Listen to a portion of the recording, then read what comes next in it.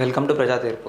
మనం ప్రస్తుతం చూస్తూనే ఉన్నాం రాజకీయ నాయకుల మీద దాడులు కానివ్వండి, ఏదైతే కానివ్వండి. ఇప్పుడు వచ్చేసరికి ఆర్ఆర్ఆర్ మీకు తెలిసిందే కాదు, ఇక్కడ కనిపిస్తున్నాడు కదా రఘురామకృష్ణంరాజు గారు. అంటే ఇక్కడ రఘురామకృష్ణంరాజు గారు ఏమని చెప్తున్నారు అంటే, కస్టడీలో రఘురామను చితకబాదుతూ వీడియో కాల్లో సిఐడి చీఫ్కు చూపటం నిజమే, దర్యాప్తు కొలిక్కి. అంటే దీని గురించి ఏంటి, రఘురామకృష్ణంరాజు గారిని ఎందుకు ఇబ్బంది పెట్టారు, ఏంటి అసలు ఏం జరిగింది, దీంట్లో ఉన్న లోతుకు అంటే ఆయన కొన్ని వ్యాఖ్యలు చేశారు, ఇలా జరిగింది అనేసి. దాని గురించి మీ ముందుకు తీసుకురావడానికి చిన్న ప్రయత్నం. ఇక్కడ చూసుకోవచ్చు మనం, కస్టడీలో రఘురామను చితక్కొట్టడం నిజమే. ఇక్కడ చూసుకోవచ్చు, మాజీ ఎంపీ ప్రస్తుత ఎమ్మెల్యే రఘురామకృష్ణంరాజుకు కస్టడీలో చిత్రహింసలు నిజమేనని తేలింది.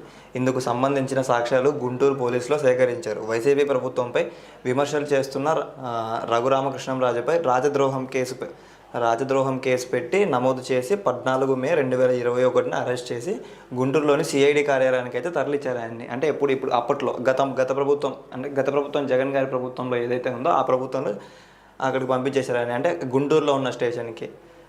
అప్పట్లో తన కస్టడీలో చిత్రహింసలు పెట్టారని ఈ ఏడాది జూలై 11న గుంటూరు నగరపాలెం పోలీస్ స్టేషన్లో ఆయన ఫిర్యాదు చేశారు. ఈ కేసులో మాజీ సీఎం జగన్, అప్పటి సిఐడి చీఫ్ సునీల్ కుమార్ గారు, విభాగాధిపతిగా సీతారామాంజనేయులు, దర్యాప్తు అధికారి విజయపాల్, అప్పటి జీజీహెచ్ సూపరింటెండెంట్ డాక్టర్ నీలం ప్రభావతి నిందితులుగా చేర్చారు. అంటే ఇక్కడ మనం చూసుకోవచ్చు మొత్తం ఎంతమంది నిందితులు. ఒకటి సీఎం జగన్మోహన్ రెడ్డి గారు, సునీల్ కుమార్ గారు, సీతారామాంజనేయులు గారు, దర్యాప్తు అధికారి విజయపాల్ గారు, అప్పటి సూపరింటెండెంట్ డాక్టర్ నీలం ప్రభావతి. 1 2 3 4 ఎంతమంది, 1 2 3 4 5 మందిని అయితే ఇందులో, అంటే ఇది రఘురామరాజు గారిని చేసిన దాడి గురించి ఎంతమంది ఉన్నారంటే మొత్తం 5 మంది. A1గా వైఎస్ జగన్మోహన్ రెడ్డి గారు అయితే ఉన్నారు ఇందులో. ఇక్కడ చూసుకోవచ్చు, నిందితులుగా చేర్చారు. వారిపై హత్యాయత్నం కేసులు నమోదు చేసి విచారణ జరపాలి అని చెప్పి గుంటూరు ఎస్పీ సతీష్ కుమార్ని కోరారు. ఈ కేసు దర్యాప్తులో తాజాగా సంచలన విషయాలు వెలుగులోకి వచ్చాయి. కస్టడీలో రఘురామరాజును చిత్రహింసలు నిర్మించి అప్పట్లో విధులు ఉంటాయి కదా, అప్పట్లో విధులు నిర్వహించిన సిఐఎస్ఐ సిబ్బంది వాంగ్మూలం ఇచ్చారు. ఉన్నతాధికారులు ఆదేశాలతో రఘురామరాజును కొడుతూ వీడియో కాల్లో అప్పటి సిఐడి చీఫ్ సునీల్ కుమార్ను చూపించమని తెలిపారు.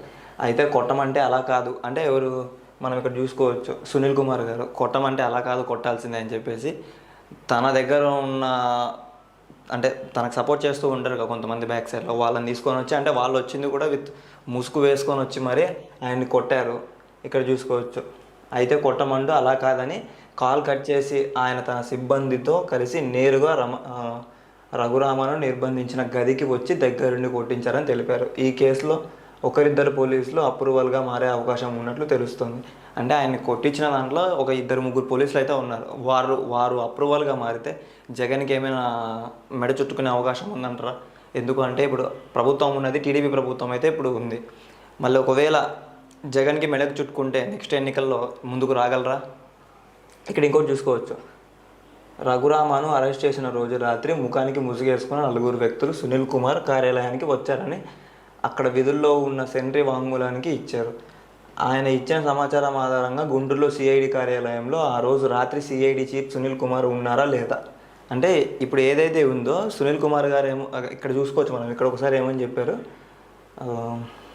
ఇక్కడ చూసుకోవచ్చు, రాజును కొడుతూ వీడియో కాల్లో అప్పటి సిఐడి చీఫ్ సునీల్ కుమార్కు చూపించమని తెలిపారు. అయితే కొట్టమంటే అలా కాదు అని చెప్పేసి ఇక్కడ చెప్పారు, అంటే కొట్టమంటే అలా కాదు అని చెప్పేసి ఇక్కడ చెప్తున్నారు. కానీ ఇక్కడికి వచ్చేసరికి ఏమైంది, సునీల్ కుమార్ గారు కార్యాలయానికి వచ్చారు, అక్కడ విధుల్లో ఉన్న సెంట్రీ వాంగ్మూలానికి ఆయనకి ఇచ్చారు. ఆ రోజు రాత్రి సిఐడి ఆఫీస్కారులు అంటే ఇలా వచ్చేసి, అంటే ఆయన ఉన్నారా లేరా, అంటే ఈ తప్పు చేసిన వాటిలో ఆయన ఉన్నారా లేరా అనే దాని మీద అయితే ఇక్కడ చూసుకోవచ్చు మనం.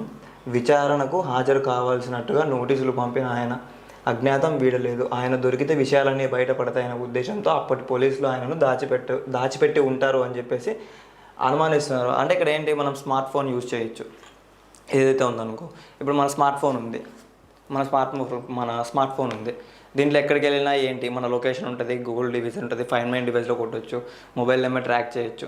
ఇలా చేస్తే ఇబ్బంది అయ్యిద్ది అని చెప్పేసి ఏం చేశారు, ఇక్కడ చూసుకోండి, స్మార్ట్ ఫోన్ వాడితే లొకేషన్ గుర్తుపట్టే అవకాశం ఉండడంతో కీప్యాడ్ ఫోన్ వాడుతూ ఆయన తప్పించుకుంటూ తిరుగుతున్నట్టు పోలీసులు చెబుతున్నారు.